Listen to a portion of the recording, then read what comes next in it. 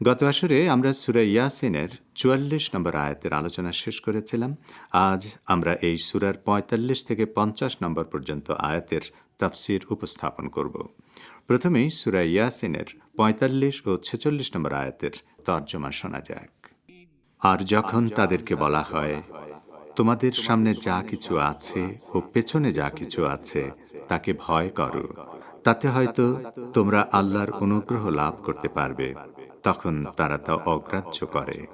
তাদের পালনকর্তার নির্দেশাবলীর মধ্যে থেকে এমন কোনো নির্দেশ তাদের কাছে আসেনি যা থেকে তারা মুখ ফিরিয়ে নেয়নি। গত কয়েকটি আসরে সৃষ্টি জগতে মহান আল্লাহর বিশালত্ব ও অসীম ক্ষমতার কিছু নিদর্শন তুলে ধরা হয়েছে। তারই ধারাবাহিকতায় এই দুই আয়াতে বলা হচ্ছে, কিছু মানুষ আছে যারা আল্লাহ, তাঁর রাসূল ও ঐশী নিদর্শন থেকে শিক্ষা লাভের পরিবর্তে সত্য থেকে মুখ ফিরিয়ে নেয়। এ ধরনের মানুষকে যখন বলা হয় যে কোনো কাজ করার সময় দুনিয়া ও আখেরাতের শাস্তির কথা স্মরণে রেখো, তখন তারা সে কথা তোয়াক্কা না করে নিজেদের পাপ কাজ চালিয়ে যায়। অথচ তারা যদি পাপ কাজ পরিত্যাগ করে আল্লাহর দিকে ফিরে যায়, তাহলে মহান আল্লাহ তাদের প্রতি দয়া করবেন এবং তাদের অতীতের গোনাহ মাফ করে দেবেন। এই দুই আয়াতের দুটি শিক্ষণীয় বিষয় হচ্ছে, এক, আল্লাহকে চেনার জন্য সৃষ্টি জগতে অসংখ্য নিদর্শন থাকলেও খুব কম মানুষই তা উপলব্ধি করে। দুই, আল্লাহর ক্ষমা লাভের পথ সবসময়ই উন্মুক্ত থাকে, তবে অনেক মানুষ নিজেই নিজের জন্য সে পথ বন্ধ করে রাখে। এবারে সূরা ইয়াসিনের ৪৭ নম্বর আয়াতের তর্জমা শোনা যাক। এবং যখন তাদেরকে বলা হয়, আল্লাহ তোমাদেরকে যে রিজিক দিয়েছেন তা থেকে দান করো, তখন কাফেররা মুমিনদেরকে বলে, ইচ্ছা করলেই আল্লাহ যাকে খাওয়াতে পারতেন, আমরা কি তাকে খাওয়াবো? তোমরা তো স্পষ্ট বিভ্রান্তিতে পতিত রয়েছ।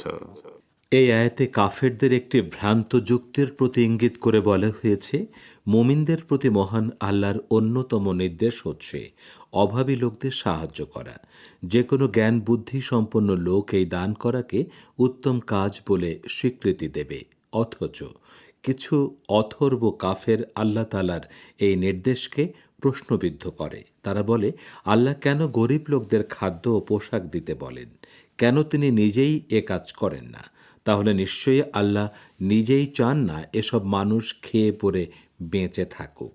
কাফেরদের এই বক্তব্য যে ভ্রান্ত তা বুঝতে কারো অসুবিধা হয় না, কারণ আমাদের যা কিছু আছে এবং যা কিছু দান করি তার সবই তো আল্লাহর দেয়া রিজিক। নিজে থেকে তো আমরা প্রত্যেকেই নিঃস্ব ও অসহায়। আমাদের সুস্বাস্থ্য থেকে শুরু করে জ্ঞান, বুদ্ধি, মেধা এবং ধন সম্পদ সবই তো আল্লাহর দান। যে আল্লাহ আমাদেরকে এত নিয়ামত দান করেছেন, তিনিই আবার অভাবী লোকদের প্রয়োজন পূরণের জন্য ধনী ব্যক্তিদের নির্দেশ দিয়েছেন। এই আয়াতের শিক্ষণীয় দিকগুলো হলো, এক, আমরা যদি উপলব্ধি করি আমাদের যা কিছু আছে তার মালিক আমরা নই, বরং এগুলো আল্লাহর দান, তবে দরিদ্র লোকদের সাহায্য করা আমাদের জন্য সহজ হয়ে যায়। দুই, ঈমানদার ব্যক্তির অন্যতম বৈশিষ্ট্য দান করা। কাজেই যে ব্যক্তি দান করে না, বুঝতে হবে তার উপর কুফর ভর করেছে। এবারে সূরা ইয়াসিনের ৪৮ থেকে ৫০ নম্বর পর্যন্ত আয়াতের তর্জমা শোনা যাক।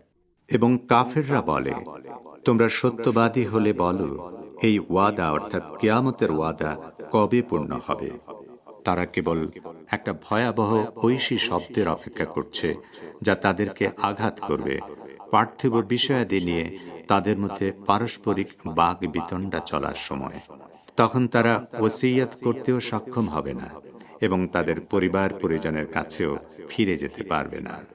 আগের আয়াতে দান সম্পর্কে যেসব কাফেরের ভ্রান্ত যুক্তির কথা উল্লেখ করা হয়েছে, এই ৩ আয়াতে তাদের প্রতি ইঙ্গিত করে বলা হয়েছে তারা কিয়ামত দিবসকেও ঠাট্টার পাত্র বানিয়ে নিয়েছে। কাফেররা মুমিনদেরকে বলে, কিয়ামত কবে হবে তা যখন তোমরা জানো না, তখন কেন শুধু শুধু তাকে ভয় পাও এবং পাপ কাজ থেকে বিরত থাকো?